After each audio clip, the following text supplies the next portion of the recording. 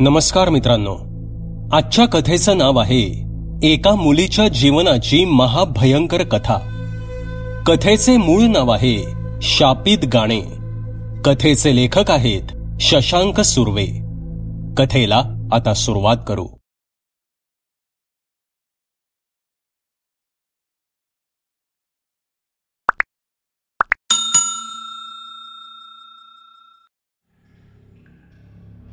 Rocky आणि बॉबी ह्यांनी एका जागेचे फोटो नेटवर बघितले होते. ह्यावेळी त्या जागेवर त्या दोघांनी वेगळाच प्लॅन आखला होता. रॉकी आणि बॉबी ह्या दोघांच्या टिकटॉक ग्रुपवर एक नवीन मुलगी ऍड झाली होती. मधू नाव होतं तिचं. अभिनेत्री बनण्याचं स्वप्न लहानपणापासून तिच्या मनात होतं. तसे तिचे प्रयत्न सुद्धा सुरू होते. म्हणून तर ती मोठ्या शहरात जॉबसाठी आली होती. जॉब नावालाच होता, पण तिचं अभिनयाचं वेड जास्तच कमालीचं होतं. दिवसातून 4 तास आकांक्षी कामं करून ती छोट्या मोठ्या नाटक कंपन्यांच्या मागे धावत होती. ऑडिशन द्यायला तिच्यासारख्या हजारो मुली त्या शहरात येत होत्या. ऑडिशन द्यायला येताना बहुतेक मुली शॉर्ट कपडे घालून यायच्या. पण मधूला ते जमलं नाही.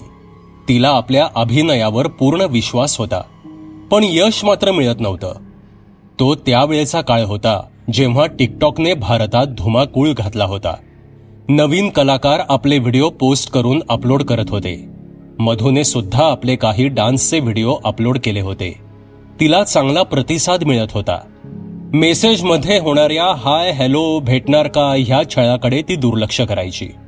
काहीशे फॉलोअर्स सुद्धा तिने कमावले होते. मात्र मधूला अजून यश हवं होतं. तिला आपला अभिनय जास्तीत जास्त लोकांपर्यंत पोचवायचा होता. तिच्या एका मैत्रिणीकडून तिची ओळख रॉकी आणि बॉबीशी झाली.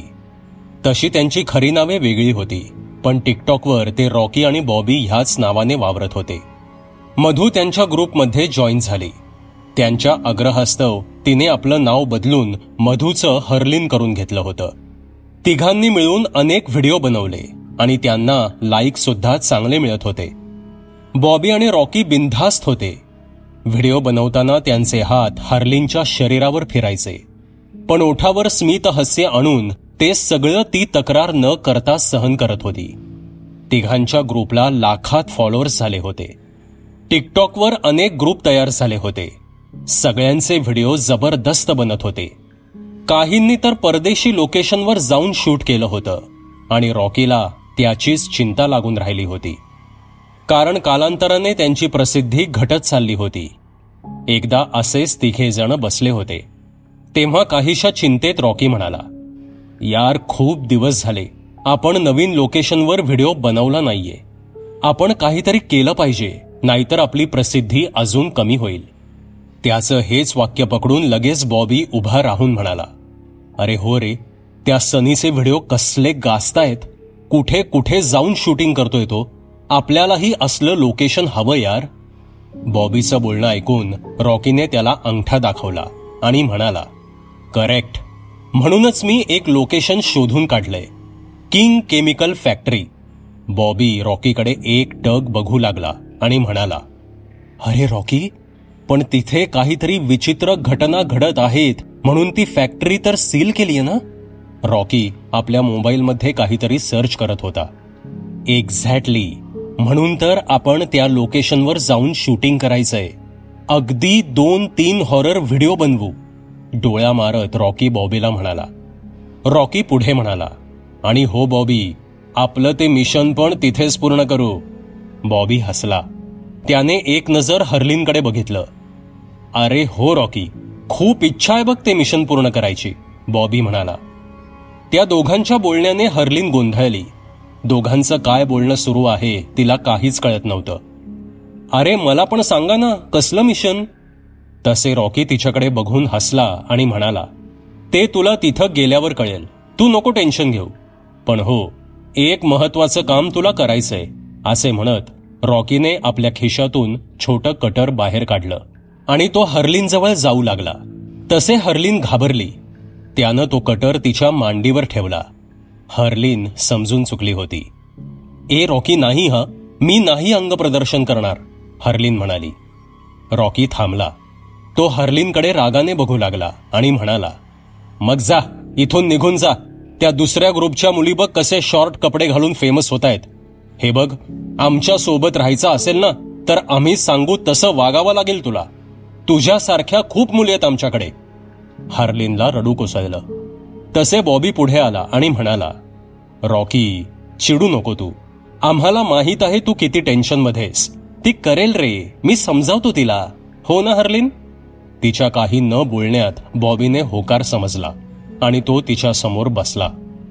त्याने तिच्या जीन्सला कटरने कट्स मारले आणि काहीसं तिचं अंग दिसेल अशा तऱ्हेने ती जीन्स फाडली. तिचं ते गोरं अंग बॉबी बघतच राहिला. त्यानं रॉकीकडे बघून डोळा मारला. हार्लिन अजूनही खाली मान घालून बसली होती. रॉकी तिच्या त्या फाटलेल्या जीन्सकडे एक टक बघत होता. त्याने घड्याळाकडे बघितलं आणि म्हणाला, चला, अजून वेळ आहे आपल्याला त्या फॅक्टरीपर्यंत जायला.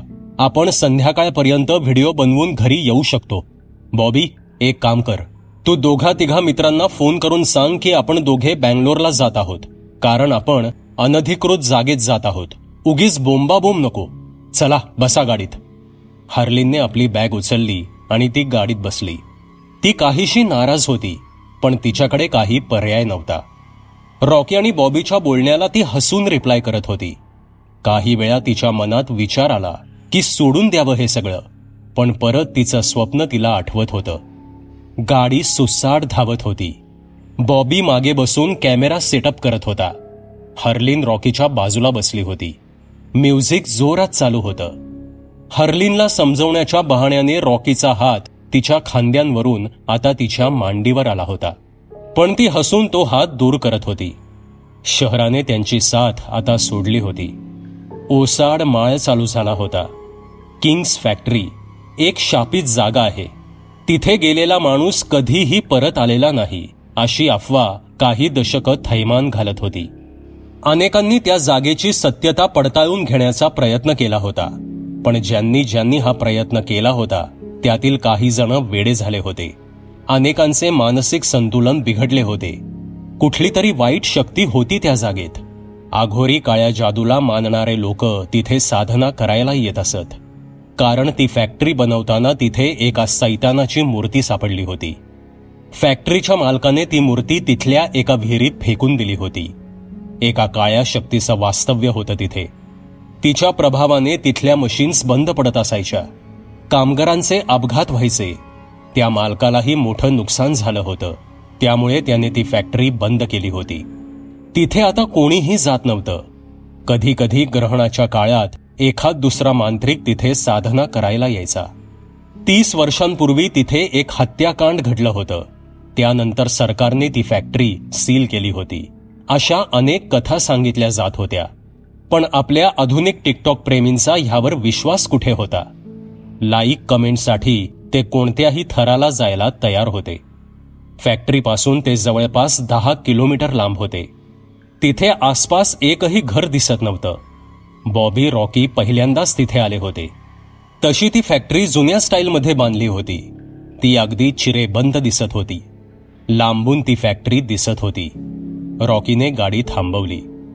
अरे रॉकी, ती फॅक्टरी तर अजून खूप लांब दिसतीये. तू इथेच का गाडी थांबवलीस? बॉबीनं विचारलं. रॉकी गाडीतून बाहेर उतरला. येडायस का रे तू? अनधिकृत सील केलेली जागा आहे ती. तिथे कोणी गाडी बघितली तर लटकू ना आपण. चल, उतर खाली लवकर, रॉकी म्हणाला. हार्लिन अजूनही शांत होती. बॉबीने आपलं सामान गाडीतून उचललं आणि ते तिघे चालू लागले. जवळपास 1 किलोमीटर चालल्यावर ते फॅक्टरीच्या गेटजवळ आले होते. एक मोठं गंजलेलं कुलूप त्या लोखंडी गेटला दिसत होतं. गेट सुद्धा गंजून मोडकळीस येण्याच्या मार्गावर होतं. रॉकीने एक मोठा दगड घेऊन त्या कुलपावर मारायला सुरुवात केली. खण खण तो आवाज ती शांतता भंग करत होता. रॉकी आणि बॉबीच्या चेहऱ्यावर समाधान होतं. त्यांना आपलं लोकेशन मिळालं होतं. फॅक्टरीच्या आवारात मोठी मोठी झाडे झुडपे उगवली होती. फॅक्टरी मात्र एकदम सुस्थितीत दिसत होती. हे बघून त्या तिघांना आश्चर्य वाटलं. एक भयाण शांतता तिथे पसरली होती. झाडाची पाने सुद्धा हलत नव्हती. कुणीतरी आपल्याला बघत आहे असं त्यांना सारखं वाटत होतं. हार्लिन आणि बॉबी आजूबाजूला बघत होते. हर्लिन समोरच्या खिडकीत बघत होती. कुणीतरी आपल्याला त्या खिडकीतून बघत आहे असं तिला सुद्धा वाटत होतं. हर्लिन, हर्लिन, रॉकीच्या आवाजानं ती भानावर आली. मस्त लोकेशन आहे असं म्हणत रॉकी बॉबीकडे बघून हसला. तर हर्लिन, हा व्हिडिओ बघून घे नीट. स्टेप अप मूव्ही मधला आहे. आपण सेम हा ऍक्ट करणार आहोत. तू प्रॅक्टिस करून घे, रॉकी म्हणाला. तशी हर्लिन बाजूला जाऊन तो व्हिडिओ बघू लागली. डान्स स्टेपची प्रॅक्टिस करू लागली. बॉबी आणि रॉकी काहीतरी कुजबुजत होते. हर्लिन डान्सचा सराव करून दमली होती. रॉकी तिच्या जवळ गेला. त्याने तिच्या समोर पाण्याची बाटली धरली. हर्लिनने ती बाटली तोंडाला लावली. ती दोघांच्या बरोबर त्या कट्ट्यावर बसली. काही चर्चा रंगल्या आणि अचानक तिचं डोकं जड होऊ लागलं. डोळ्यांसमोर अंधारी येऊ लागली. तिचं डोकं गरगरू लागलं होतं. तिला त्या दोघांचा हसण्याचा आवाज येत होता. फसली रे फसली. चल बॉबी, आपल्या कामाला लागू आता, रॉकी म्हणाला. हर्लिन जड अर्धवट डोळ्यांनी बघत होती. त्यांचं बोलणं तिला अस्पष्ट ऐकू येत होतं. त्या दोघांचे घाणेरडे स्पर्श तिला जाणवत होते. एक दरवाजा उघडून दोघे आत पोचले. तिला तसंच फेकून दिलं. हर्लिन असहाय्य होती. दोघेही कॅमेरा सेट करत होते. बॉबी, आधी तोंडाला मास्क लाव. हिचा व्हिडिओ बनवणार आहोत आपण. तेच लॉजचं लोकेशन नको. काहीतरी वेगळी फॅन्टसी पाहिजे म्हणून तर ही जागा निवडलीये मी, रॉकी म्हणाला. हा आयटम चांगलाय. खूप पैसे मिळतील आपल्याला ह्या व्हिडिओचे. भूताचा मास्क आपल्या चेहऱ्यावर लावत बॉबी म्हणाला. अरे पण रॉकी, कुणाला सापडणार नाही ना आपण, बॉबीने विचारलं. रॉकी बॉबीकडे रागाने बघत म्हणाला. तू ना फट्टू आहेस.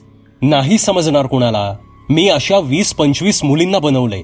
ह्या पोरी लगेच गंटात. कधी मैत्री, कधी प्रेम, कधी पैसा.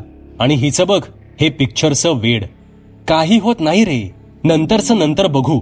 मला परदेशातून नवीन व्हिडिओ क्लिप्ससाठी खूप प्रेशर येतंय आणि ह्यावेळी असल्या लोकेशनवर तर मजा येईल त्यांना. तू जास्त बोलू नकोस. नशा उतरेल तिची. चल पुढे हो, काढ कपडे तिचे, रॉकी म्हणाला. तसे बॉबी पुढे जाऊ लागला. हर्लिनचे डोळे बंदच होते. ती मान फिरवत काहीतरी पुटपुटत होती. रॉकी शूट करत होता. अचानक त्याने कॅमेऱ्यात बघितलं. हर्लिनच्या बाजूला कुणीतरी बसल्याचं त्याला कॅमेऱ्यात दिसलं. त्यानं वर बघितलं तर तिथे कुणीच नव्हतं. रॉकी हादरला. तो काही बोलणार तितक्यात वटवाघळाचा एक मोठा थवा त्यांच्या दिशेनं आला.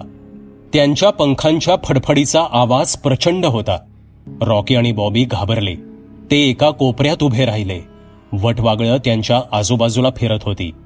रॉकी आणि बॉबी जीवाच्या आकांताने ओरडत होते. अचानक ती वटवाघळं फॅक्टरीच्या छताच्या दिशेनं गेली. तसे दोघांनी सुटकेचा निश्वास सोडला. त्यांना अजूनही भास होत होते की आजूबाजूला कुणीतरी आहे. तो एक मोठा हॉल होता. फक्त मर्यादित उजेड होता तिथे. मागे पूर्ण अंधार होता. अचानक त्या अंधारातून एक गाणं त्यांना ऐकू येऊ लागलं. त्या हॉलमध्ये ते गाणं घुमत होतं. एक खूपच सुंदर बाई त्यांना समोर दिसली. तीच ते गाणं म्हणत होती. अचानक ते दोघे त्या गाण्यात मग्न झाले आणि त्यांचे डोळे बंद झाले. गाण्याच्या आवाजाच्या दिशेनं ते चालू लागले. गुंगीच्या औषधाने बेशुद्ध झालेली हर्लिन सुद्धा उठून उभी राहिली आणि त्या गाण्याच्या आवाजाच्या दिशेनं चालू लागली. तिथे कुट्ट अंधार होता. तिघेही संमोहित झाल्यासारखे त्या आवाजाच्या दिशेनं चालत होते. अक्षरशः मोठमोठ्या मशीनवर चढून ते तिघे त्या आवाजाच्या दिशेनं जात होते. काहीसं वेगळ्या भाषेतलं गाणं होतं ते, पण आवाज खूप मधुर होता. काही अंतर गेल्यावर एका दगडी पडक्या विहिरीजवळ ते तिघे आले. आता गाण्याचा आवाज बंद झाला होता. अचानक तिघांचे डोळे उघडले. छतावर काही ठिकाणी काचेची तावदानं बसवली होती. त्यातून काहीसा प्रकाश त्या हॉलमध्ये येत होता. बाजूला एक पाणी उपसायची गंजलेली मोटार होती. बॉबी आणि रॉकी एकमेकांकडे बघत होते. बाजूला हर्लिन उभी होती. हर्लिन तर नशेत होती. मग ती इथे कशी आली हा प्रश्न त्या दोघांना पडला होता. अचानक विहिरीच्या पाण्यातून खळखळ आवाज आला. काहीसा मोठा आणि भयानक आवाज येत होता. त्यांनी विहिरीत बघितलं. त्या काळ्या कुट्ट पाण्यात काहीसं लाल भडक चमकत होतं. जणू ते त्यांच्याकडे बघत होतं. दोघेही प्रचंड घाबरले. अचानक पाण्याचा मोठा फवारा वर उडाला आणि एक चिकट काळा असा भयानक जीव पाण्यातून बाहेर आला. त्याने रॉकी आणि बॉबीचा गळा पकडला. लाल भडक डोळे, लांब केस, एकदम पांढरी फेक अशी ती भयाण आकृती होती. तिच्या अंगावर जखमेचे व्रण दिसत होते. तिने दोघांचा गळा घट्ट आवळला होता. बॉबीच्या तोंडून रक्त येऊ लागलं. लाल भडक डोळे दोघांच्याकडे बघत होते. तिने आपली काळी जीभ बाहेर काढली. तिच्या दातांचा कटकट आवाज अजूनच भयानक वाटत होता आणि त्या वातावरणात एक कर्णकर्कश आवाज घुमला. पोरींच्या आयुष्याशी खेळायला मजा येते ना तुम्हाला? चला, एक खेळ माझ्या बरोबर सुद्धा होऊन जाऊ देत, असे बोलून तिने त्या दोघांना पाण्यात ओढलं. काहीशी खळखळ त्या पाण्यात झाली. त्यानंतर परत ते पाणी शांत झालं. हर्लिन ते बघून प्रचंड घाबरली होती. ती पळायच्या तयारीत होती, पण तिचे पाय अचानक जड झाले. तिला जागचं हलता सुद्धा येत नव्हतं. परत पाण्याची खळखळ तिला ऐकू येऊ लागली. विहिरीच्या काठावर ती भयाण आकृती येऊन बसली होती. तिने हर्लिनकडे बोट केलं. हर्लिन घाबरून रडत होती. तिला जागेवरून हलता येत नव्हतं. कुणीतरी तिचे पाय घट्ट पकडले आहेत असं तिला वाटत होतं. ती पूर्ण ताकद लावत होती, पण ती हलूच शकत नव्हती. तिच्या समोर एक भयानक पिशाच्य दिसत होतं. लांब हात, लांब काळी नखे, पाठीला काहीसा मांसाचा गोळा लटकत होता. केसांमुळे चेहरा दिसत नसला तरी लाल भडक डोळे आणि कटकट आवाज करणारे मोठे दात चेहऱ्याची भीषणता दाखवत होते. ते पिशाच्य त्या विहिरीच्या कट्ट्यावरून खाली उतरलं. त्या पिशाच्याचा पाय जमिनीवर पडताच तिथली जमीन चिकट होऊ लागली. हर्लिन त्याला बघून किंचाळत होती. अचानक त्या पिशाच्याने आपली मान गर गर फिरवायला सुरुवात केली. काहीसे बदल त्याच्या शरीरात होत होते. तिच्या शरीरातून पाणी बाहेर पडत होतं. काही वेळात हर्लिन समोर एक सुंदर स्त्री प्रकट झाली. तिच्या भोवती एक वलय होतं, त्यामुळे ती खूपच उजळ आणि सुंदर दिसत होती. तिच्या हातात एक हाडाचा तुकडा होता, त्यावरून रक्त वाहत होतं. हर्लिन समजून चुकली. लोकांनी सांगितलेल्या कथा खऱ्या होत्या. इथून कुणीही जिवंत परत जात नाही. ती बाई हर्लिन समोर उभी होती. तिने हर्लिनच्या डोळ्यात बघितलं आणि तिने डोळे बंद केले. तिच्या तोंडातून मधुर शब्द बाहेर पडले. अजूनही तिचे डोळे बंदच होते. मधू उर्फ हर्लिन, एका मोठ्या स्वप्नापायी ह्या लोकांच्या तू तावडीत सापडलीस. तशी मनाने चांगली आहेस, पण सॉरी, हे तुझे मित्र आता ह्या जगात नाहीत. त्या दोघांचा मी बळी दिला आहे. पाण्यात ओढल्यावर त्यांची सगळी पापं मला दिसत होती. नशा, मुलींच्या आयुष्याशी खेळ, अशा वासनांध लोकांना जगायचा काहीच हक्क नव्हता. माझं पण काम झालं आणि तुझं सुद्धा. ते आता मेले आहेत. तू वाचलीस त्यांच्या तावडीतून. पण तुझ्यासाठी मात्र एक वाईट बातमी आहे. तू माझं शापित गाणं ऐकलं आहेस, त्यामुळे एक शाप तुझ्या मागे लागला आहे. हे गाणं म्हणजे साक्षात मृत्यू आहे. त्यामुळे तू आता शापित झाली आहेस. इतके बोलून ती बाई बोलायची थांबली. हर्लिनला काहीच समजत नव्हतं. आधी समोरच्या चमत्कारिक घटना बघून ती गोंधळली होती, पण हे सगळं ऐकून हर्लिन घाबरली. तिच्या डोळ्यातून अश्रू येत होते. तिच्या हुंदक्यांनी सगळा हॉल घुमत होता. तिने त्या बाईसमोर हात जोडले होते. तिचे हात थरथरत होते. ओठातून शब्द बाहेर पडत नव्हते. तशी ती बाई बाजूला एका भिंतीच्या दिशेने जाऊ लागली. हर्लिन थरथरत होती. त्या भिंतींवर माणसांच्या आकाराची चित्रे होती. त्यातील बऱ्याच चित्रांवर काट मारली होती. बहुतेक कसला तरी हिशोब होता तो. आता त्या हॉलमधील भयानकपणा जरा कमी झाला होता. ती बाई त्या चित्रांच्या दिशेनं गेली आणि तिने हातातील हाडाने तिथल्या 2 माणसांच्या चित्रांवर काट मारली. अजूनही तिथे काही मानवी चित्रे होती. बहुतेक तिचा हिशोब अजून बाकी होता.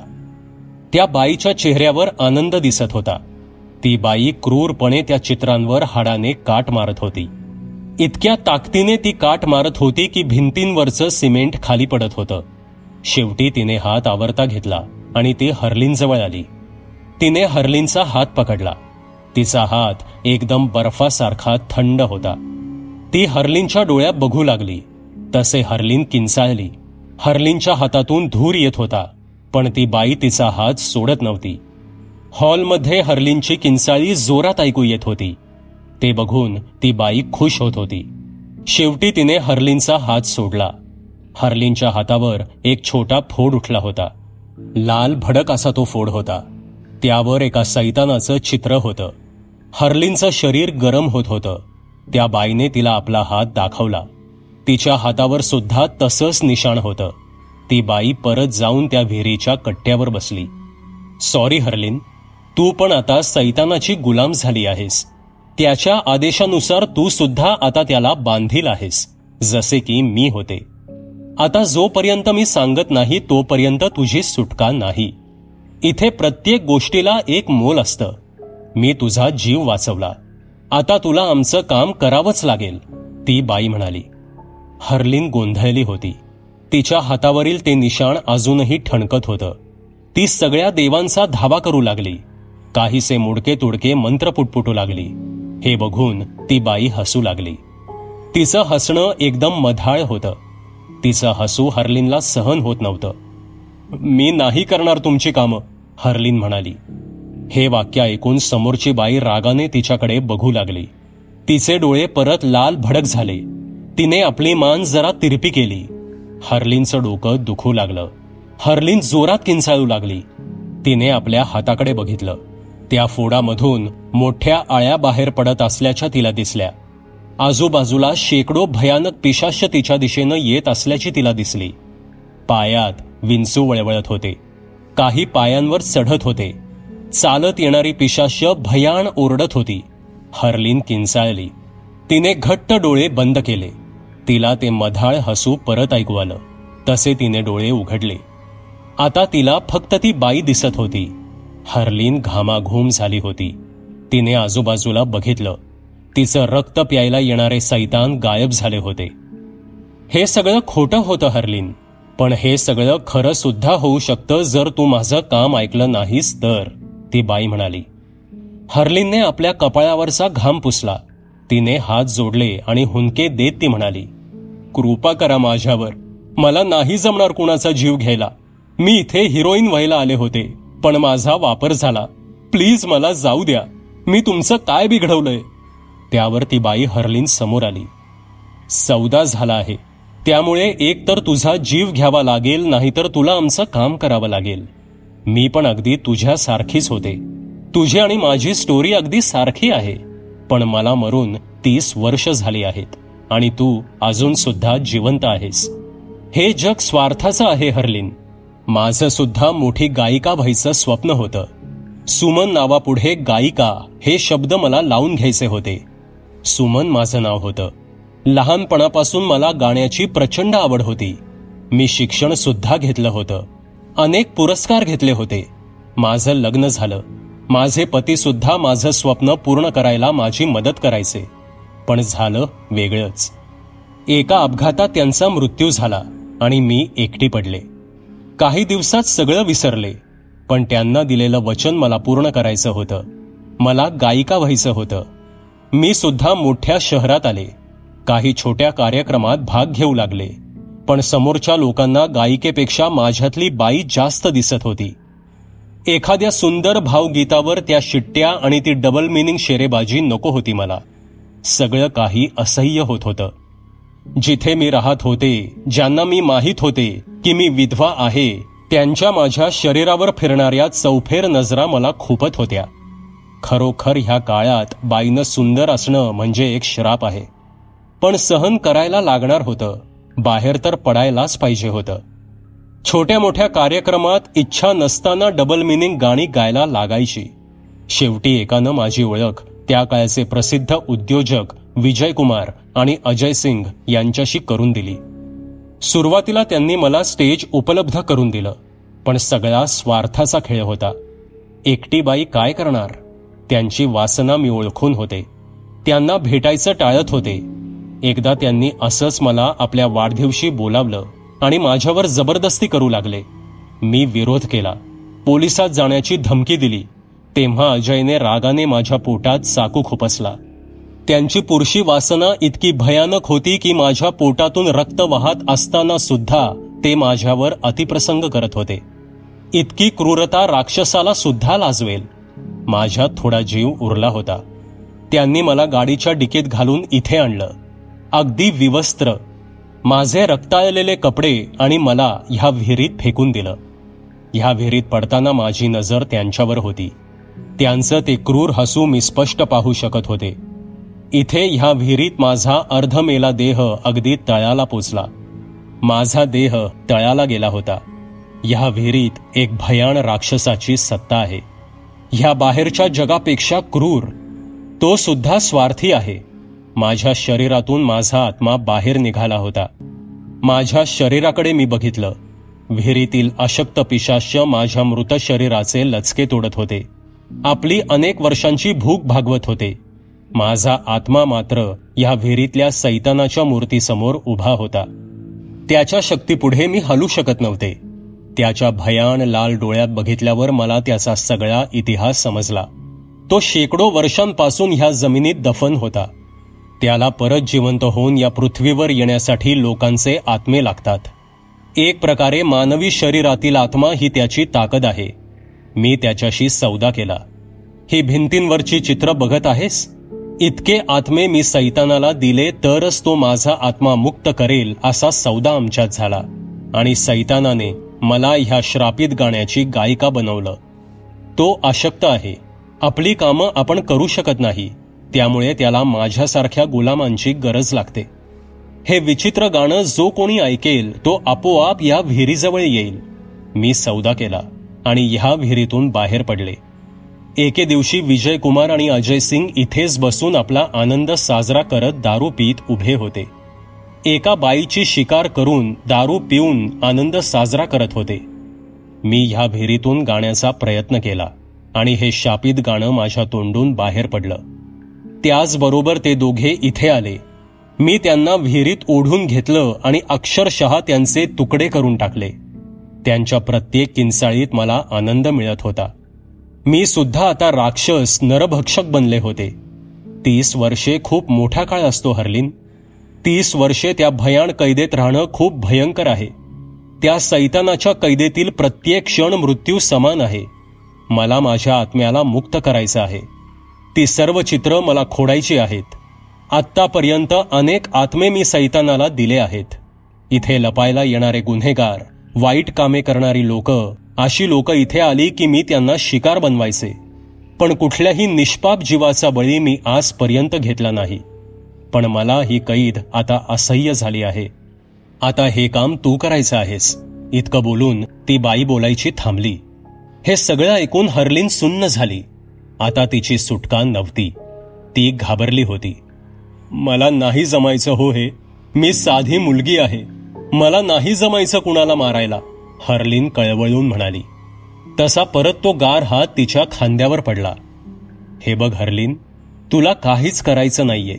फक्त जे वासनांध किंवा वाईट लोक आहेत त्यांना हे माझं गाणं तुला ऐकवायचं आहे. कुठल्याही साध्या सरळ माणसाला ह्यात फसवू नकोस. कारण जेवढा पापी माणूस असेल तितकी ह्या सैतानाची शक्ती वाढते. मला तुला ह्यात अडकवायची इच्छा नव्हती. पण त्या लोकांनी तुझा उपभोग घेऊन तुझा जीव नक्की घेतला असता. कारण ही जागा तशी कमालीची शापित आणि वाईट विचारांनी भरलेली आहे. त्यामुळे नाईलाजानं तुला माझं गाणं ऐकून शापित व्हावं लागलं. आणि जास्त नाही, आता फक्त 4 लोक हवी आहेत मला. तू फक्त हे शापित गाणं त्यांना ऐकव बस, ती बाई म्हणाली. हर्लिनने सुमनकडे बघितलं. तिच्या डोळ्यात एक वेगळंच तेज होतं. हर्लिनने मान खाली घातली. पण हे गाणं लोकांना ऐकवावं कसं, हर्लिनने विचारलं. त्यावर सुमन हसली. आवाज रेकॉर्ड करायचा. टेप रेकॉर्डर वगैरे मिळतो का सध्या, ती बाई म्हणाली.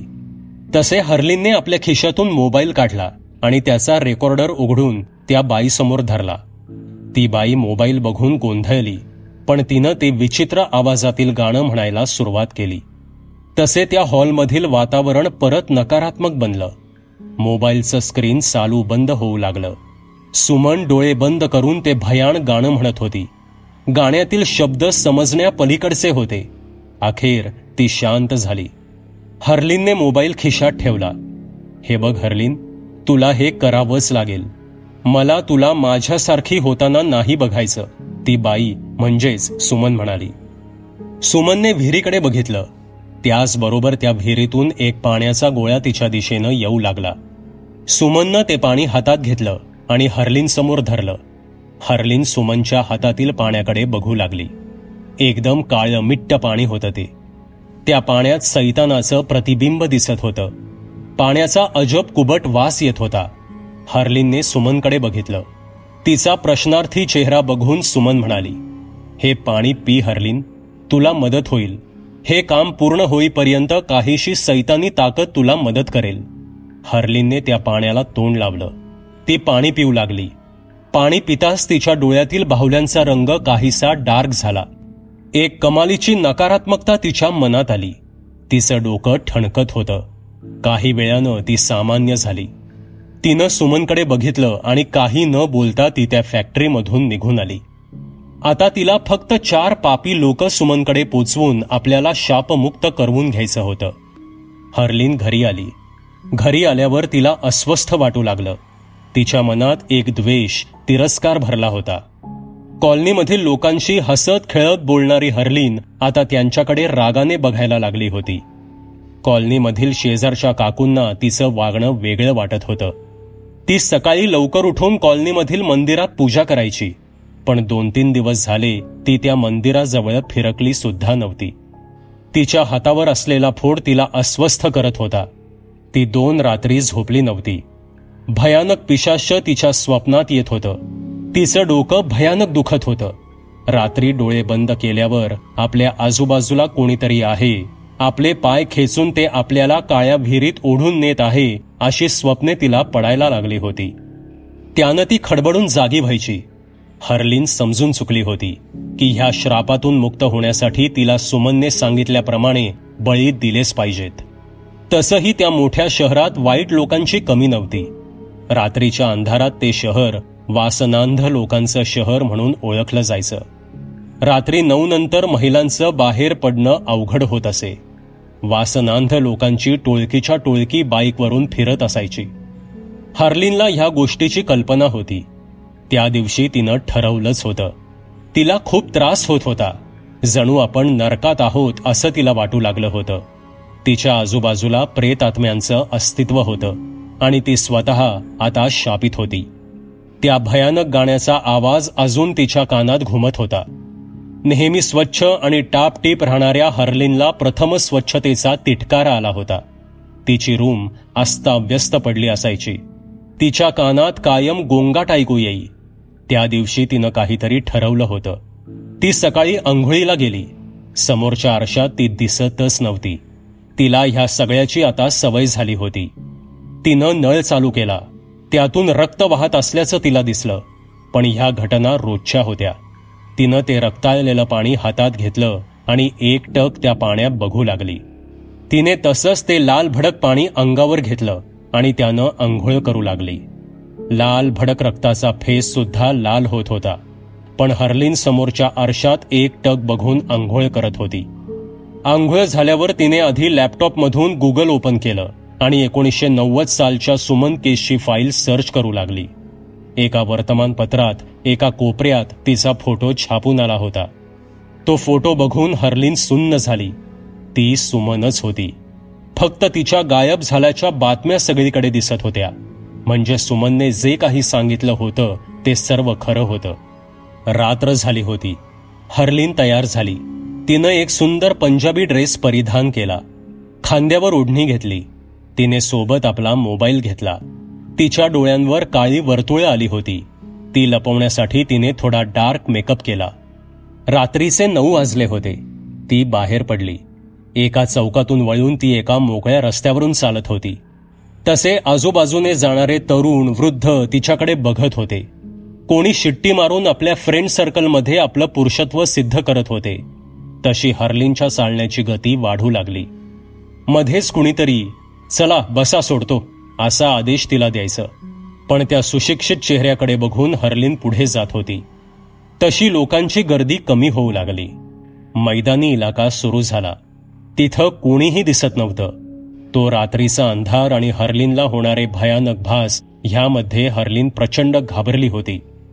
त्यात एक स्मोकर ग्रुप सिगरेट स्मोकिंगसाठी तिथे उभा होता. एकट्या येणाऱ्या हर्लिनला बघून त्यांच्यामध्ये कुजबूज सुरू झाली. अरे कोण रे हा आयटम? इथं काय करतो एवढ्या रात्री? नवीन पाखरू आलंय वाटतं, असा घोळक्यातून आवाज आला. तसे ते टोळके हर्लिनच्या दिशेने ओरडत शिट्ट्या मारत येऊ लागलं. हर्लिन घाबरली होती. ते टोळकं तिच्या जवळ आलं. गाणं म्हणत अश्लील बोलत ते टोळकं तिच्या मागे येत होतं. त्या समूहाचा आवाज सगळीकडे घुमत होता. अचानक समोरून एक बुलेट हर्लिन समोर येऊन थांबली.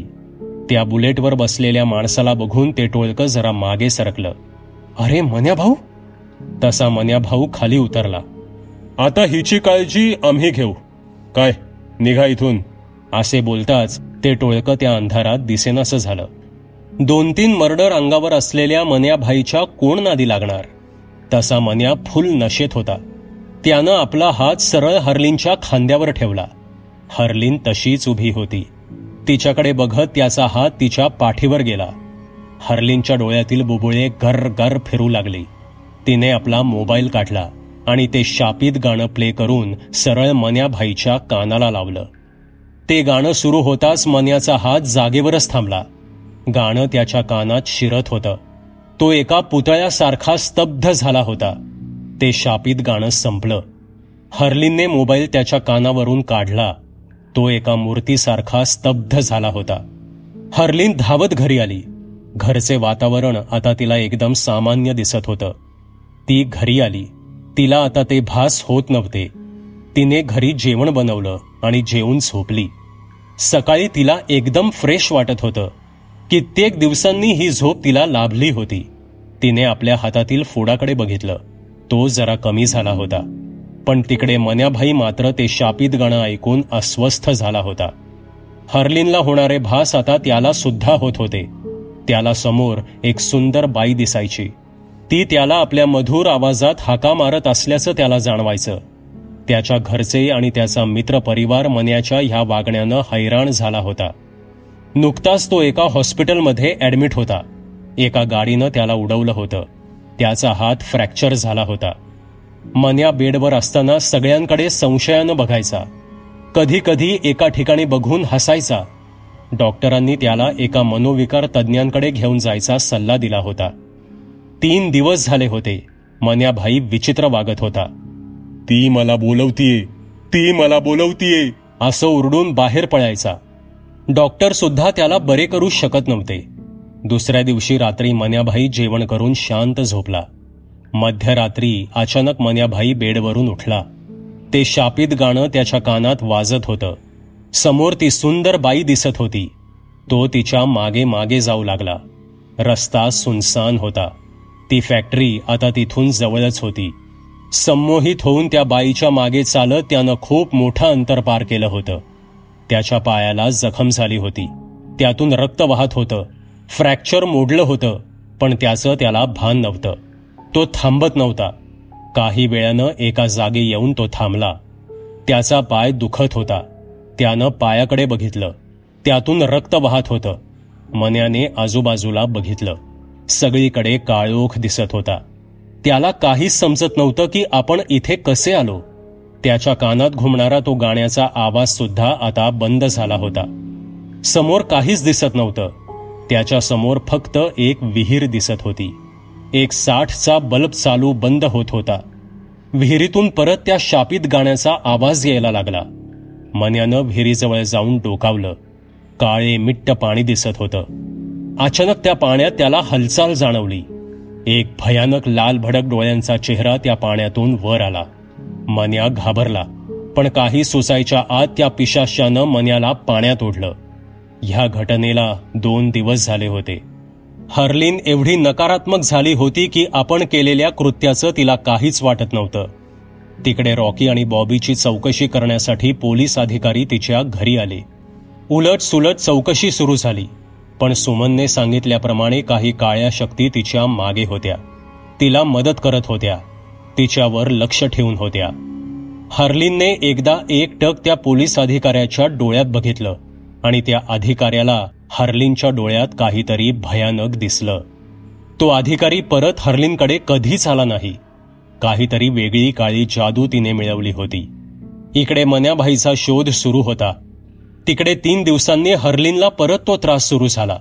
झोपेत ती घामाघूम व्हायची. आपल्या बेडच्या आजूबाजूला अनेक पिशाच दात खात उभे आहेत असे भास तिला व्हायचे. कधी कधी सुमन तिच्या स्वप्नात यायची. मला मुक्त व्हायचंय हर्लिन, लवकर काम कर. अजून 3 लोक, स्वतःलाही मुक्त करून घे हर्लिन, असे बोलणे तिला ऐकू यायचं. दुसऱ्या दिवशी सकाळी ती झोपेतून जागी झाली. तिनं पेपर उघडला आणि त्यात तिला बातमी दिसली. कुख्यात गुंड मन्याभाई बेपत्ता, घातपाताचा संशय. खाली मन्याचा फोटो होता. हर्लिन हसली. एका तरी नराधमाला वर पोचवल्याचं तिला समाधान होतं. तिने आपल्या हातांकडे बघितलं. तिच्या हातावरचा फोड आता पुन्हा दुखू लागला होता. ती आता पुन्हा रात्र होण्याची वाट बघू लागली. त्या रात्री तिने जरा भडक कपडे घातले. एका रस्त्यावर वाटमारी होते अशी बातमी सकाळीच तिने वाचली होती. ती कॉलनीतील लोकांच्या नजरा चुकवून 10 वाजता बाहेर पडली. तिला त्याच भेदक नजरा दिसल्या. तीच वळून बघणारी लोक दिसली. पण आता तिला फिकीर नव्हती. ह्यातला एखादा जरी पुढे आला तर त्याला सावध करायचं असं तिनं ठरवलं होतं. जवळपास 5 किलोमीटर चालून ती त्या रस्त्यावर आली. 11:30 वाजले होते. तिची नजर कुणाला तरी शोधत होती. अचानक मागून कोणीतरी तिला पकडलं आणि तिच्या गळ्यावर चाकू लावला. एक जण तिच्या पर्समध्ये हात घालू लागला. दोघांनी तोंडाला रुमाल बांधले होते. दुसरा व्यक्ती तिची पर्स चेक करत होता. हे बघून पहिला म्हणाला, अरे राजू, ते सोड, खरा खजिना तर इथं आहे, असं बोलून तो हर्लिनच्या मानेचा वास घेऊ लागला. हर्लिन हसली. तिनं मोबाईलच्या लॉकवर आपलं बोट लावलं आणि प्ले बटनवर क्लिक केलं. शापित गाणं वाजू लागलं. तसे ते दोघे स्तब्ध झाले. हर्लिनने अलगद आपल्या गळ्यावरचा चाकू बाजूला केला. तिने आपली पर्स घेतली आणि एक जोराची लाथ एकाला मारली. लिंग पिसाट मेले, मरा आता, असे मनातल्या मनात म्हणून ती पुन्हा घरी आली आणि शांत झोपी गेली. त्या रात्री कुणीही तिच्या स्वप्नात आलं नव्हतं आणि कसलेही भास तिला झाले नव्हते. सकाळी तिने बघितलं की हातावरचा फोड आणखी बारीक झाला होता. ती समजून चुकली होती की काल रात्री त्या दोघांचा जीव गेला, त्यांचे बळी दिले गेले. तिला शापमुक्त व्हायला आता फक्त अजून एक बळी हवा होता. तिने हा विषय आजच संपवायचा असं ठरवलं होतं. तिच्या मनात कोणताही पश्चाताप नव्हता. उलट 3 पापी लोकांना नरकात पाठवल्याचं समाधान होतं. सुमनचा केविलवाणा चेहरा तिला आठवत होता. तिला मुक्त करायचं ह्या विचाराने त्या रात्री ती परत तयार झाली. तिने मागचे काही पेपर चाळले. तिला आपल्या शेवटच्या शिकारीसाठी एक जागा हवी होती आणि एका बातमीवर तिची नजर पडली. तो रस्ता सगळ्या काळ्या धंद्यांचा केंद्रबिंदू होता. तिथूनच दुसऱ्या राज्यात स्मगलिंग होत होती. हर्लिन तयार झाली. चालत चालत ती त्या सुनसान रस्त्यावरून एकटी जात होती. बाजूला एक स्मशान होतं. तिथं एक प्रेत जळत होतं. त्या अंधारातून काही लाल भडक रंगाचे डोळे तिच्याकडे रोखून बघत आहेत असं तिला वाटलं. पण तिला आता भीती नव्हती. ती काही काळ राक्षसाची सेवक होती. जरा पुढे गेल्यावर एक गाडीचा लाईट तिला दिसला. कोणीतरी तिचा पाठलाग करत होतं. लाईटचा उजेड कधी वर कधी खाली व्हायचा. मध्येच हॉर्नचा आवाज यायचा. ती गाडी तिच्याच मागे येत होती. हर्लिन हसली. तिने हातातून मोबाईल काढला. शापित गाणं सिलेक्ट केलं आणि ती जागेवर थांबली. गाडी हळूहळू जवळ आली आणि गाडीवर बसलेल्याने डायरेक्ट हर्लिनच्या खांद्यावर हात ठेवला. हर्लिन चिडली. तिनं ते गाणं प्ले करून त्याच्या कानाला लावलं. तसा तो जागेवरच स्तब्ध झाला. तो एकटक हर्लिनकडे बघत होता. तिकडून 5-6 मुलं बाईकवरून त्या दोघांकडे बघत गेली. गाणं संपलं. त्याचा हात हॉर्नवर पडला आणि तो भानावर आला. हर्लिनने त्याच्याकडे बघितलं. त्याच्या गळ्यातील रुद्राक्ष हलत होतं. एवढं चमकदार रुद्राक्ष ती पहिल्यांदाच बघत होती. पण त्या रुद्राक्षाचं तेज आता कमी झालं होतं. तो भानावर आला. डोकं झटकून त्याने हर्लिनकडे बघितलं. माफ करा हं, तुम्हाला हात लावला. तुम्ही इकडून जात होत्या ना, तेव्हा ती मुलं तुमच्याविषयी वाईट कमेंट करत होती. ती तुम्हाला त्रास देऊ नयेत म्हणून तुम्हाला मी ओळख दाखवण्याचं नाटक केलं. माफ करा हं, तो तरुण म्हणाला. हर्लिन त्याच्याकडे बघतच राहिली. आपल्या हातून मोठी चूक झाल्याचं तिला जाणवलं.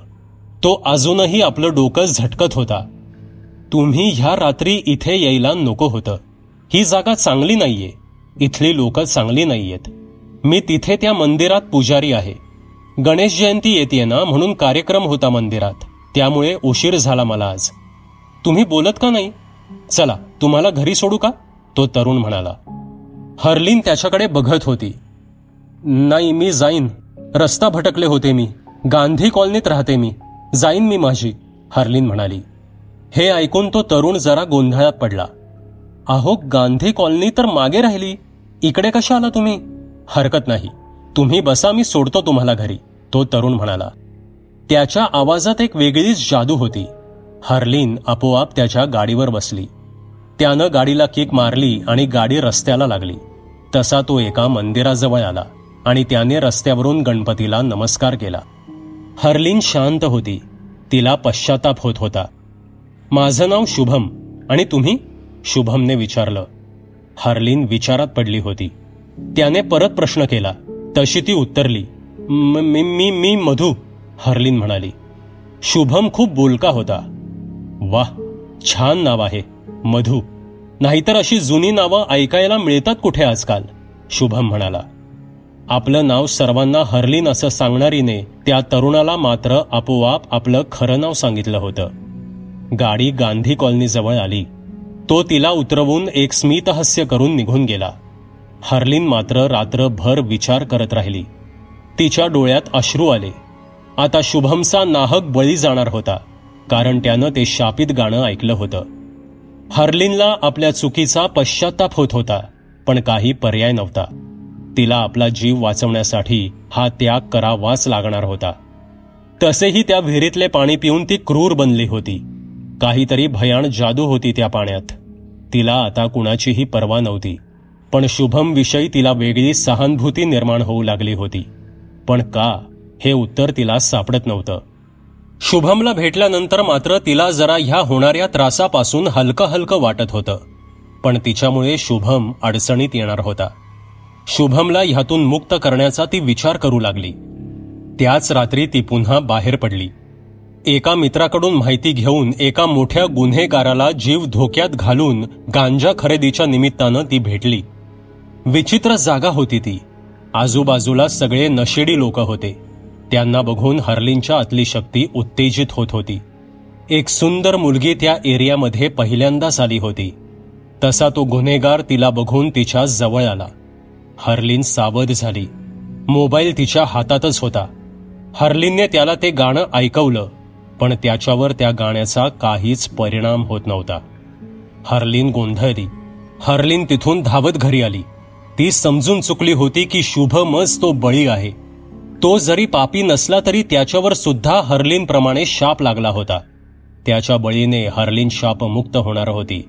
पण शुभमला आपला जीव गमवावा लागणार होता आणि शुभमला आपला आत्मा सैतानाजवळ अनेक वर्षांसाठी कैद करावा लागणार होता. तिकडे त्या नरक यातनातून मुक्त होण्यासाठी सुमन धडपडत होती आणि तिचे यश आता जवळ होतं. हर्लिनने आपलं काम केलं होतं. तिच्या हातावरून तो फोड आता गायब झाला होता आणि ती भयानक स्वप्न तिच्या डोक्यातून हद्दपार झाली होती. हर्लिन एका सकाळी त्याला भेटायला मंदिरात गेली. तो एकदम शांत होता. हर्लिनला बघून त्यानं स्मितहास्य केलं आणि हातात प्रसाद दिला. हर्लिन त्याच्याकडे बघत होती. तो खूपच प्रसन्न वाटत होता. हर्लिन मनोमन खुश झाली. बहुतेक ह्याच्यावर त्या शापाचा परिणाम झाला नाही असं हर्लिनला वाटलं, कारण तो त्रास तिने अनुभवला होता. असे हसू आणि प्रसन्नता त्या शापात अपेक्षितच नव्हती. ती शुभमशी बोलू लागली. लोक ये जा करत होते, पण हे दोघे आपल्या वेगळ्याच विश्वात रमले होते. दुपारचे 12 वाजत आले होते. मंदिर बंद करायची वेळ झाली. शुभमने सगळी आवरावर केली आणि मंदिराला कुलूप लावलं. चला, मी तुम्हाला घरी सोडू का? ऊन खूप आहे, शुभम म्हणाला. हर्लिनच्या गालातल्या गालात हसण्याला होकार समजून ते दोघे मंदिरातून बाहेर आले. मंदिरातून बाहेर आल्यावर शुभमचं डोकं अचानक जड झालं. त्यानं आपल्या भुवयांच्या मधली नस जोरात दाबून धरली. तसे हर्लिन त्याला सावरू लागली. समोर एका कोपऱ्यात त्याचं लक्ष गेलं. अचानक समोर त्याला एक सुंदर बाई दिसली. ती शुभमकडे बघून स्मितहास्य करत त्याला हातवारे करून बोलवत होती. शुभम तिकडे जाऊ लागला. हर्लिनने त्याला पकडलं. शुभमने समोर हात केला आणि म्हणाला, ती समोरची बाई मला बोलवतीये. हर्लिनने समोर बघितलं, पण समोर कुणीच दिसत नव्हतं. हर्लिन सर्व समजून चुकली होती. तिने शुभमचा हात घट्ट पकडला आणि त्याला ती बाईकडे घेऊन गेली. शुभम मागे वळून वळून तिकडेच बघत होता. दोघेही गाडीवर बसले. नेहमी प्रसन्न असणारा शुभम अचानक शांत झाला होता. हर्लिन त्याच्याशी बोलायचा प्रयत्न करत होती, पण त्याचं लक्ष दुसरीकडे होतं. हर्लिन घराजवळ आली. शुभम अजूनही शांतच होता. हर्लिनने त्याच्याकडून त्याचा मोबाईल नंबर मागून घेतला. हर्लिनला त्याची काळजी होती. रात्र झाली तसे शुभमला भयानक स्वप्ने पडू लागली. भयानक पिशाच्य त्याचं अंग कुरतडत आहेत असा त्याला भास झाला आणि तो किंचाळत उठला. धार्मिक असलेल्या शुभमला हा अनुभव पहिल्यांदाच आला होता. त्याचं लक्ष खिडकीकडे गेलं. खिडकी उघडी होती. समोर ती बाई उभी होती. वाऱ्यामुळे तिचा पदर जरा बाजूला सरकला होता. त्या रात्री ती कमालीची मादक दिसत होती. शुभम जागेवरून उठला. तो तिच्याकडे एकटक बघत होता. इतक्यात अचानक मोबाईलची रिंग वाजली. हर्लिनचा फोन होता. ती त्याच्याशी बोलू लागली. शुभमच्या कानाला फोन होता, पण लक्ष बाहेर होतं. पण हर्लिनने शब्दांची अशी काही जादू केली की तो हरवून गेला. काही वेळ दोघांनाही विसर पडला इतके ते बोलण्यात मग्न झाले. हर्लिन मुद्दामून वेगवेगळे विषय काढून त्याला गुंतवून ठेवत होती. 4-5 तास त्यांचे बोलणे चालले होते. दुसऱ्या दिवशी हर्लिन परत मंदिरात पोचली. शुभम प्रसन्न दिसत होता. त्यांचं बोलणं परत सुरू झालं. शुभम रामायण महाभारत ग्रंथातील ज्ञान सांगून हर्लिनला मंत्रमुग्ध करत होता. हर्लिन सुद्धा त्याच्या बोलण्यात हरवून गेली होती. 3-4 तास असेच निघून गेले. शुभमने नेहमीप्रमाणे नेहमीच्या वेळेला मंदिर बंद केले. हर्लिनने त्याचा हात पकडला आणि म्हणाली, तू काही दिवस मंदिरातच राहा ना, घरी जाऊ नकोस. शुभमने तिचा हात आपल्या हातात घेतला आणि तो म्हणाला, तसं नाही करता येणार. माझे वडील आजारी आहेत, म्हणून त्यांच्या जागी मी येतोय. हर्लिन त्याला सत्य सांगण्याच्या प्रयत्नात होती, पण तिची जीभ तिथेच अडखळली. तिच्या तोंडून शब्द फुटत नव्हते. तिच्या आतली वाईट शक्ती ते करण्यापासून तिला रोखत होती. तिने आपला मोबाईल घेऊन टाईप करून शुभमला सांगण्याचा प्रयत्न केला, पण तिची बोटं थरथरत होती. शुभम पुढे चालत होता. अरे, खूप वेळ झाला, मला घरी गेलं पाहिजे, मला वडिलांना औषधं द्यायची आहेत, असं बोलून तो तिथून निघून गेला. हर्लिनला चिंता वाटत होती. तिने रात्री परत शुभमला कॉल केला. जवळपास 4 तास त्यांचं बोलणं झालं. शुभम सामान्य वाटत होता. ती सारखी शुभमच्या तब्येतीची चौकशी करत होती आणि तो एकदम प्रेमळपणे उत्तर देत होता. हर्लिन बऱ्यापैकी समाधानी होऊन झोपी गेली. हर्लिनला गाढ झोप लागली होती. काही वेळ गेला. खिडकीतून सूर्यकिरणे डोळ्यावर आली तशी हर्लिन जागी झाली. तिने घड्याळ बघितलं आणि तिने मोबाईल जोरात बेडवर आपटला. कसली तरी वेगळीच भीती तिच्या मनात आली होती. तिला शुभमला एकटं सोडायचं नव्हतं. 11 वाजले होते. ती झटकन बाथरूममध्ये गेली आणि आवरू लागली. तिला शुभमची काळजी होती. तिने रिक्षा पकडली आणि ती मंदिरात पोचली. मंदिराला कुलूप होतं. हर्लिन चिंतातूर झाली. तिनं बाजूच्या कोल्ड्रिंकवाल्याला शुभमबद्दल विचारलं. तसं तो म्हणाला, नाही, तो नाही आला आज. मी त्याला फोन केला होता, पण तो अचानक आजारी पडला म्हणे, तो माणूस म्हणाला. हर्लिन खूप घाबरली. ती शुभमला फोन लावू लागली, पण फोन स्विच ऑफ लागत होता. तिने त्या कोल्ड्रिंकवाल्याला शुभमचा पत्ता विचारला. नाही, मला नाही माहीत त्याचं घर. आम्ही कधी तसं बोललोच नाही. फक्त आज मंदिर का बंद म्हणून त्याला फोन लावला होता, तर त्याची आई म्हणाली की शुभम आजारी आहे, तो आज येणार नाही, तो माणूस म्हणाला. हर्लिन घाबरली. तो ज्या रस्त्यावर तिला भेटला होता तिकडून ती जाऊ लागली. दुपारची वेळ होती. कडक ऊन पडलं होतं. त्या रस्त्यावर चीट पाखरूही दिसत नव्हतं. तापलेलं ऊन तिचा गळा सुकवत होतं, पण तिचं लक्ष त्याकडे नव्हतं. जवळपास 7-8 किलोमीटर निर्जन रस्ता चालल्यावर एक छोटं गाव दिसू लागलं. गाव तसं मोठंच होतं. हर्लिन एका घराजवळ गेली. संध्याकाळचे 6 वाजत आले होते. तिने त्या घरातील एका मुलाला शुभमविषयी विचारलं, पण त्याला त्याच्याबद्दल काहीच माहीत नव्हतं. हर्लिन सगळीकडे चौकशी करू लागली. एका घाईगडबडीत जाणाऱ्या बाईकवाल्याला हर्लिननं थांबवलं. तो खूपच घाईत होता. शुभम जोशी यांचं घर कुठे? एकता नगरच्या मंदिरात पुजारी आहेत ते, हर्लिनने विचारलं. त्या बाईकस्वाराने हर्लिनकडे बघितलं. अहो, तो माझा मित्र आहे. सकाळी त्याला रक्ताची उलटी झाली. आम्ही त्याला दवाखान्यात नेलं. दुपारी त्याला बरं वाटत होतं म्हणून घरी आणलं, पण अचानक तो घरातून गायब झाला. काहीतरी विचित्र बडबडत होता, विचित्र वागत होता. आम्ही पण त्याचा शोध घेत आहोत, तो बाईकवाला म्हणाला. आता रात्रीचे 9 वाजत आले होते. हर्लिन समजून चुकली होती. कुणाला मदतीला बोलवून काहीही फायदा नव्हता, कारण त्या सैतानाची ताकद हर्लिन ओळखून होती. तिला सुद्धा मानसिक आणि शारीरिक त्रास झाला होता. हर्लिनने मनाशी काहीतरी ठरवलं आणि तिने गुगल मॅप सुरू केला. ती फॅक्टरी तिथून जास्त लांब नव्हती. तिने आपल्या मोबाईलचा टॉर्च सुरू केला आणि रस्त्यावरून चालू लागली. आता रात्रीचे 11 वाजत आले होते. सुनसान रस्त्यावरून हर्लिन चालली होती. मोबाईलच्या टॉर्च भोवती रातकिडे फिरत होते. त्या एका टेकडीवर ती केमिकल फॅक्टरी दिसत होती. हर्लिनला एका खिडकीतून प्रकाश दिसला. तिच्या हृदयात धडधड वाढत होती. तिने आपले सँडल काढून फेकले आणि फॅक्टरीच्या दिशेने ती आता धावू लागली. गेट उघडं होतं. त्या अंधारात तिला एक पांढरा सदरा दिसला. तो शुभमच होता. शुभम त्या खोलीच्या दिशेने जात होता.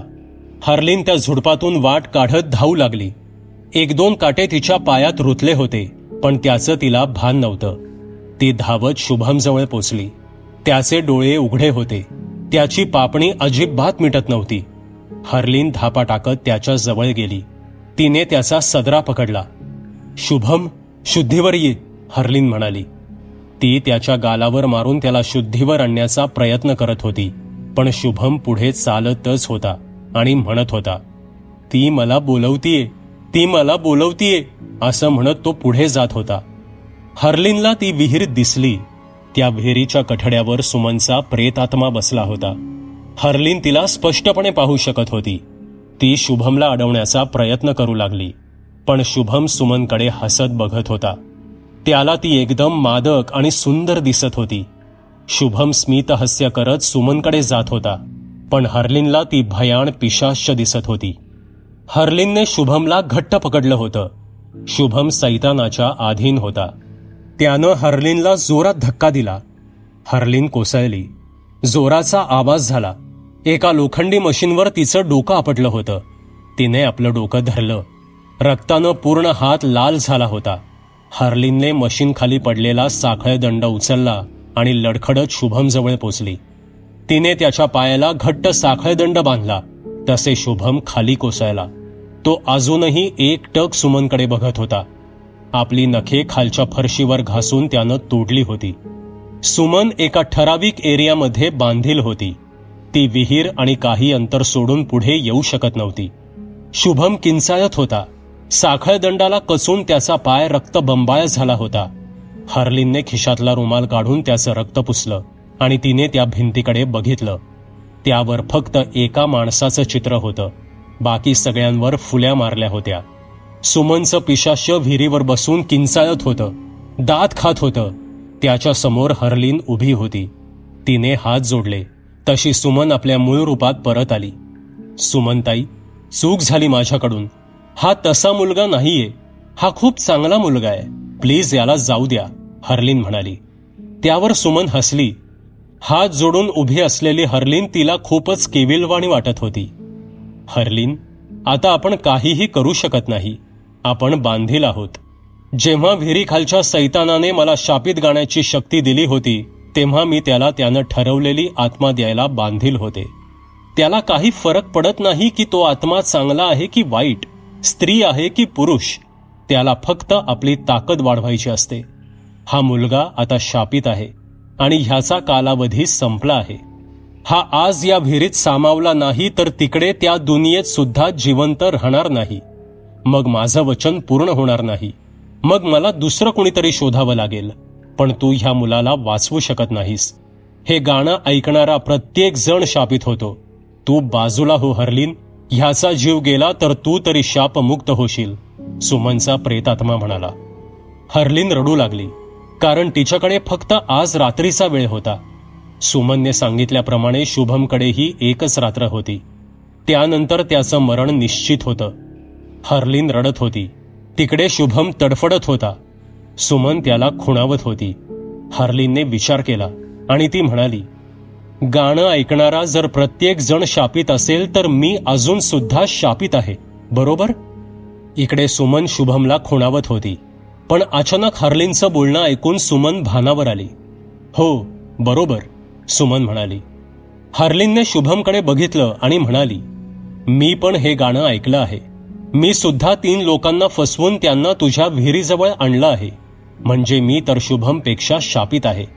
सैतानाला एक आत्मा हवा आहे ना? मी तयार आहे, हर्लिन म्हणाली. हर्लिन काय सांगण्याचा प्रयत्न करत होती ते सुमनला समजलं. एव्हाना हर्लिनचा इरादा तिच्या लक्षात आला. ती हर्लिनकडे बघतच राहिली. हर्लिन विहिरीजवळ आली आणि म्हणाली, प्लीज त्याला जाऊ दे, तो चांगला मुलगा आहे. तिच्या डोळ्यातून अश्रू आले. तसे सुमनने होकारार्थी मान डोलावली. हर्लिननं एक नजर शुभमकडे बघितलं आणि त्या काळ्याशार विहिरीच्या पाण्यात उडी घेतली. तिकडे शुभम भानावर आला. सभोवतालचं वातावरण बघून तो खूप घाबरला. त्यानं आपल्या पायातील साखळदंड सोडवून घेतला आणि तो धावत धावत फॅक्टरी बाहेर आला. आपण इथे कसे आलो हे त्याला काहीच माहीत नव्हतं. त्याच्या पायाला हाताला जखम झाली होती. पण कसा तरी तो घरी पोचला. दुसऱ्या दिवशी मलमपट्टी करून तो परत मंदिरात आला. त्याने पूजा आटपली, पण हर्लिन कुठेच दिसत नव्हती. 4-5 दिवस न चुकता येणारी हर्लिन आज त्याला दिसत नव्हती. 11 वाजत आले होते आणि अचानक ती त्याला दिसली. तिच्या कपाळावर पट्टी होती. ती पट्टी बघून तो कासावीस झाला. तो तिच्या जवळ आला तशी तिने त्याला घट्ट मिठी मारली. हर्लिन रडत होती. शुभमला मात्र काहीच कळत नव्हतं. त्याने तिच्या केसातून हात फिरवला. ती हुंदके देत होती. शुभम, सुमनताईने आपला आत्मा दिला सैतानाला. सुमनताईने आपला स्वतःचा आत्मा दिला सैतानाला आणि ती पुन्हा स्वतः कैद झाली. विहिरीतून बाहेर काढून मला सोडवलं तिनं आणि ती स्वतः कैद झाली. हर्लिन रडत बोलत होती. मात्र शुभमला ती काय बोलत आहे काहीच समजत नव्हतं. तिच्या बोलण्याचा एक कणही अर्थ त्याला लागत नव्हता. शुभमने तिला पाणी दिलं. ती प्रचंड घाबरली होती. पण शुभम मात्र तिला सावरत तिच्या डोक्यावरून प्रेमाने हात फिरवतच राहिला. मित्रांनो, ही कथा तुम्हाला कशी वाटली ते कॉमेंटमध्ये नक्की सांगा. पुन्हा भेटूयात अशाच एका भयकथेसोबत. धन्यवाद. सबस्क्राईब करा एटी स्टोरी टेलर चॅनलला आणि बेल आयकन दाबून ऑलवर क्लिक करा आमचे व्हिडिओज सगळ्यात आधी बघण्यासाठी.